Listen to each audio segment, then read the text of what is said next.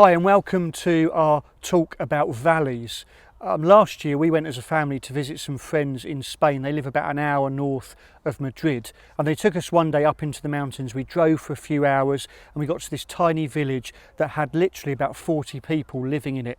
There was nothing that was open and it was lunchtime and I was starving, and we noticed that someone poked their head out of the restaurant door. They saw us there and they opened up, and basically it was like, what do you want to eat? And we were given this feast that cost next to nothing. Then we walked up this mountain valley and down into a ravine, into a valley, and it was in the shade, and we came upon this area where there was a deep lake. It wasn't massive, but it was crystal clear, and we all took our shoes and socks off, rolled up in good English fashion, our trousers just above the knee but not too high to show any thigh, and we went out into the water. I've got some fantastic photos of the kids. And then one of us, I can't remember who, was looking over to the left hand side where the crevice of the rock had shading and said, "What's that long dark thing over there?" "Don't know," we said, and then all of a sudden we realised it was a snake. That kind of dramatically changed that valley experience for us, from something that was tranquil and picturesque into something that was potentially dangerous. The Denoir Valley has a sign in it. The sign is west of Dubai, Wyoming, and it reads this: "Trespassers will be shot and survivors will be shot again." I quite like the severity and the bluntness of that Americanism there. But they're saying valleys are not a place to be messed with. You may remember Aaron Lee Ralston. He's known for surviving a canyoneering accident where he was stuck in a place in the canyon in the valley and he had to cut his own arm off. A film was made of it a few years ago, and everyone said to me, when you get to that bit where he cuts through his arm, you're like, oh, I can't watch that. He not only cut his arm off, but then he walked 7 miles, 11 kilometres to safety. And this was after being stuck for 5 days. Can you think, for 5 days you're thinking, shall I cut my arm off? Shan't I? I'm not sure. Valleys can be beautiful places. They can be challenging places. And they can be really dangerous places as well. Terry Tempest William wrote, It is as though I am walking through the inside of an animal. It is dark, cool and narrow, with sheer sandstone walls with either side of me. I look up a slit of sky above. Light is deceptive here. The palms of my hand search for a pulse in the rocks. The Jordan River Valley is a valley that links the Sea of Galilee to the Dead Sea, to the Red Sea of Eilat. It's the terrain of so much of the Old and New Testament where Jesus' ministry was vibrantly conducted. It's also the place that is mentioned in Psalm 23, when the psalmist David talks about the valley of the shadow of death. Amongst all the screams of pain that would have brought, he's talking about that valley. Psalm 23. The Lord is my shepherd, I lack nothing. He makes me lie down in green pastures. He leads me beside quiet waters. He refreshes my soul. He guides me along the right paths for his name's sake. Even though I walk through the valley of the shadow of death, I will fear no evil, for you are with me. Your rod and your staff, they comfort me. You prepare a table before me in the presence of my enemies. You anoint my head with oil, my cup overflows. Surely your goodness and love will follow me all the days of my life, and I will dwell in the house of the Lord forever. Think of a loved one who has died. Granny, father, wife, husband, daughter, grandson, best buddy, chief bridesmaid. Think of someone you love who's died. The valley of the shadow of death so perfectly captures what that grief, that bereavement is really like.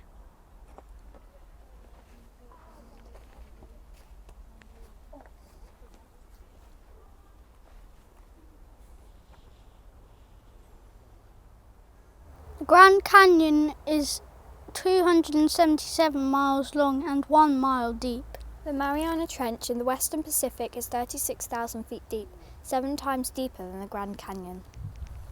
Some valleys in our lives almost seem underwater, unseen by others, and even sometimes unseen by us.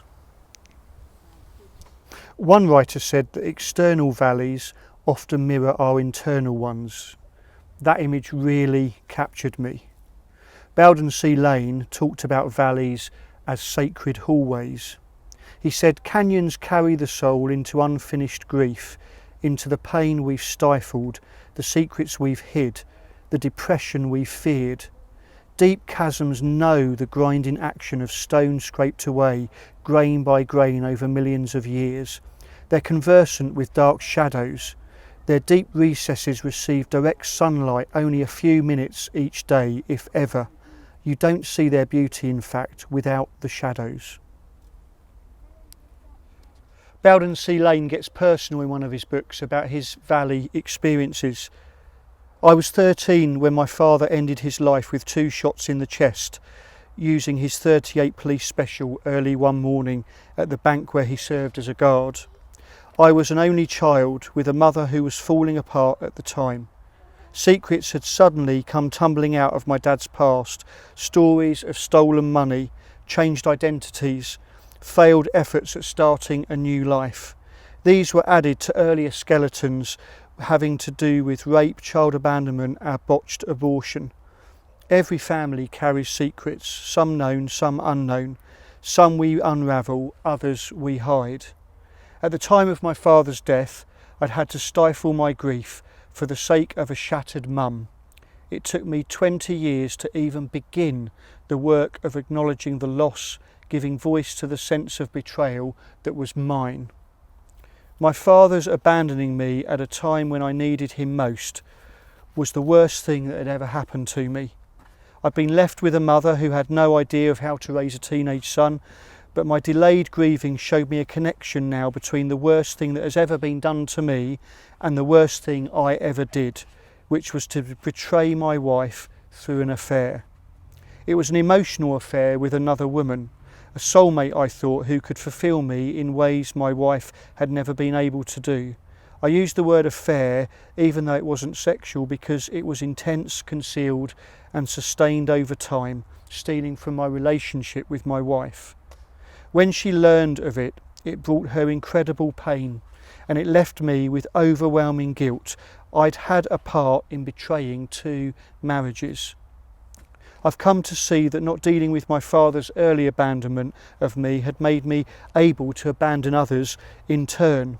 I'd learnt that I couldn't count on people who were closest to me. I had to look elsewhere for what I needed.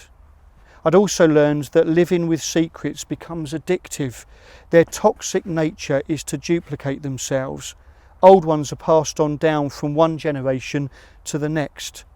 New ones carry a seductive quality in the intimacy they invite, the excitement they elicit, the danger of being found out that they harbour.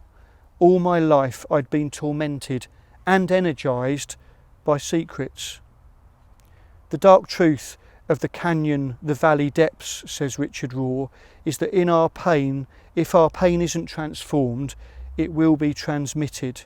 We will pass on what we haven't brought to light, grieved over and released. Yet descending into that dark place, fully acknowledging the truth, seems unbearable. It was a long road to healing, involving men's rites of passage, years of counselling, the persistent love of an amazing woman. But I came to learn that I'd not been alone in the belly of the whale in either of those times. My father's suicide wasn't the punishment imposed by an angry God on a son's early teenage rebelliousness. The affair hadn't been met by a vengeful deity bent on punishing a man with a guilty conscience. In the canyon, the valley emptiness, where I lacked any claim to it whatever, I discovered I'd been loved all along. Over time, in fact, my wife and I both came to recognise the wound, indeed the sin, as a gift, a call to the integrity and the marriage we'd always wanted. Through all of this, I've come to understand the cross in an entirely new way. The suffering of Jesus wasn't about satisfying divine justice, appeasing a wrathful God. It was a sign of God's own radical participation in human and other than human suffering. It was God saying, "You're not alone. This is where I myself dwell, in the dark place, the empty place, not as a cause of suffering, but as a shared presence within it."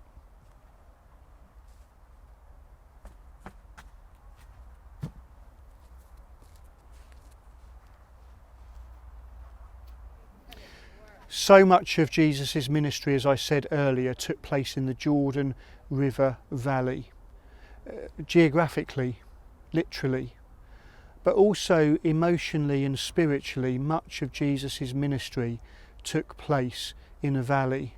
Talks about the valley in the parable of the Good Samaritan. The Garden of Gethsemane, although it's a garden, spiritually, emotionally, it's a deep, dark valley where Jesus asks God to do something and God says, "No, my way is bigger, higher, wider for all of humanity and creation." That's the God that King David worshipped and followed. The God, when he was in a dark, barren place, he could say of, "The Lord is my shepherd. Even though I walk through the valley of the shadow of death, I will fear no evil, for you are with me, your rod and your staff, they comfort me." Friends, do we know God as our shepherd in the valleys of our lives? The physical ones, the emotional ones, the financial ones, and the spiritual ones.